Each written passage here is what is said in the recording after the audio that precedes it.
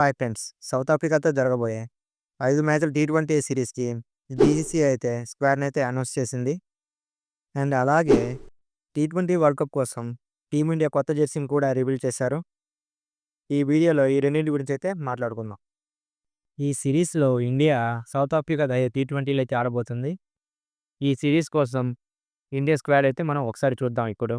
BCCI అయితే 15 మెంబర్స్‌తో కూడిన స్క్వాడ్‌ని అయితే రిలీజ్ చేసింది ఈ సిరీస్ కోసం.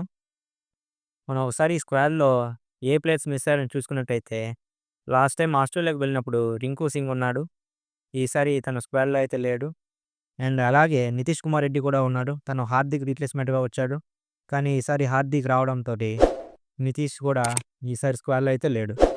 ఈ 2 చేంజెస్ మినహాయించి స్క్వాడ్‌లో అయితే ఎలాంటి చేంజెస్ లేవు. ఆస్ట్రేలియాకి వెళ్ళిన స్క్వాడ్ గానీ, ఇప్పుడు సౌత్ ఆఫ్రికా స్క్వాడ్ గానీ. అండ్ అలాగే హార్దిక్ పాండ్యా కూడా కమ్‌బ్యాక్ ఇస్తున్నాడు ఈ సిరీస్‌తో. తను ఏషియా కప్‌లో ఇంజ్యూరీ అయ్యాడు.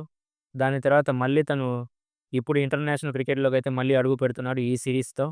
హార్దిక్ పాండ్యా స్క్వాడ్‌లో ఉంటే టీమ్‌కి ఒక బ్యాలెన్స్‌ని యాడ్ చేస్తాడు. అది తన బ్యాటింగ్‌తో కానివ్వండి, బౌలింగ్‌తో కానివ్వండి.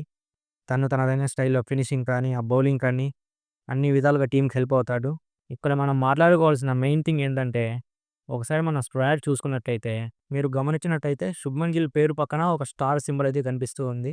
తను ఇంకా సెంటర్ ఆఫ్ ఎక్సలెన్స్‌లో ఉన్నాడు. తను ఇంకా ఇంజ్యూరీ నుంచి కోలుకోలేదు. ఇంకా శుభ్మన్ గిల్ అయితే తన ఫిట్‌నెస్‌ని అయితే సాధించలేదు. ఈ టీ20 సిరీస్ స్టార్ట్ అయ్యేలోపు తన ఫిట్‌నెస్ సాధిస్తాడని అనుకుంటున్నారు. మీరేమంటారు? ఒకవేళ తను ఫస్ట్ టీ20 మ్యాచ్ కూడా ఆడకపోవచ్చు. అలాగే బీసీసీఐ అయితే ఇండియన్ టీ20 వరల్డ్ కప్ జెర్సీని అయితే రివీల్ చేశారు. India versus South Africa innings బ్రేక్స్‌లో అయితే ఈ జెర్సీని అయితే రివీల్ చేశారు. ఈ జెర్సీ మీకెలా అనిపిస్తుంది? నచ్చిందా?